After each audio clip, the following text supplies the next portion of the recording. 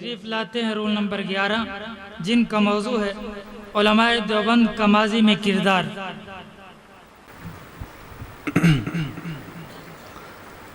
الحمد للہ الذی ابدع الافلاک والارضین والصلاة والسلام علی من کان نبیا وآدم بین الماء والطین اما بعد اعوذ باللہ من الشیطان الرجیم بسم اللہ الرحمن الرحیم انما یخشى اللہ من عباده العلماء وقال النبی صلی اللہ علیہ وسلم العلماء ورثة الانبیاء او کما قال علیہ الصلاة والسلام۔ اس بزم جنوں کے دیوانے ہر راہ سے نکلے یزداں تک، اس بزم جنوں کے دیوانے ہر راہ سے نکلے یزداں تک، سرعام ہیں ہمارے افسانے دیوار چمن سے زندہ تک، 100 بار سوارا ہے ہم نے اس ملک کے گیسوئے برہم کو، یہ اہل جنوں بتلائیں گے کیا ہم نے دیا ہے عالم کو۔ عزیزان ملت، انتہائی واجب الاحترام اور مسند انصاف پر بیٹھنے والے منصفین عظام اور میرے ہم مکتب ہم سفر ساتھیوں اور مہمانان گرام، آج میں آپ حضرات کے سامنے جس عنوان کو گلدستہ میں سجا کر اس کے قیمتی موتی آپ کے دامن میں بکھیرنا چاہتا ہوں، وہ علماء دیوبند کا ماضی میں کردار کے نام سے معنون ہے۔ سامعین ذی وقار، علماء دیوبند کا کردار کس سے ڈھکا چھپا ہوا نہیں ہے، تاہم میں اپنی گفتگو کا آغاز اس دور سے کرنا چاہتا ہوں جب ہندوستان پر انگریزوں نے مکمل طور پر قبضہ کر لیا تھا اور وہ مسلمانوں کے دل اور دماغ پر قبضہ جما لینا چاہتے تھے۔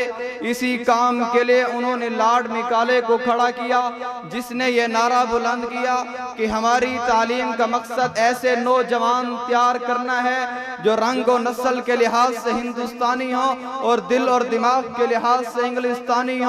یہ اعلان سننے کے بعد موت سے محبت رکھنے والے اور موت کو سینے سے لگانے والے دو محمود کھڑے ہوتے ہیں اور بنیان مرصوص کا نقشہ پیش کرتے ہیں اور انگریز کے سامنے سیسا پگھلائی ہوئی دیوار بن کر یہ اعلان کرتے ہیں کہ ہماری تعلیم کا مقصد ایسے نوجوان تیار کرنا ہے جو رنگ و نسل کے لحاظ سے تو ہندوستانی ہوں لیکن دل اور دماغ کے لحاظ سے اسلامی ہوں۔ چنانچہ اس تعلیم کی وجہ سے ایسے نوجوان پیدا ہوئے جنہوں نے اپنا تن من دھن سب کچھ اسلام کی عزت و عظمت کی خاطر قربان کر دیا۔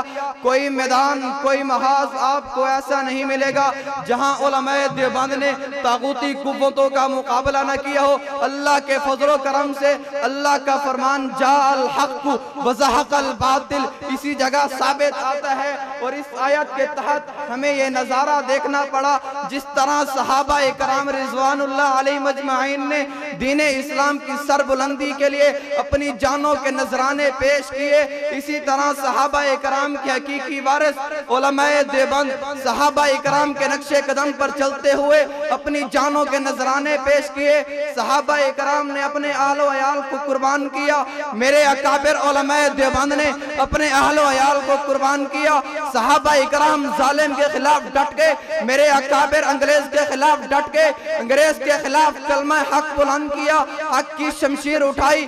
اس کے نتیجے میں ان پر ظلم کے پہاڑ ٹوٹ پڑے، کبھی جیلیں ہتھ کڑیاں، کبھی ان کو کال کوٹھیوں میں ڈالا گیا، مارا گیا، پیٹا گیا، ظلم کے انتہا کر دی گئی، حتیٰ کہ جب شیخ الہند کا جنازہ اٹھایا گیا، غسل کرانے کے لیے شیخ الہند کو تختے پر لٹایا گیا، جب کمر سے کپڑا ہٹایا تو ہڈیوں کے سوا کوئی چیز نہ تھی۔ مولانا حسین احمد مدنی رو پڑے، فرمایا مالٹا کی جیل میں انگریز لوہے کی گرم سلاخیں شیخ الہند کی کمر پر لگاتا، پھر کہتا کہ محمود حسن انگریز کے حق میں فتویٰ دے دو۔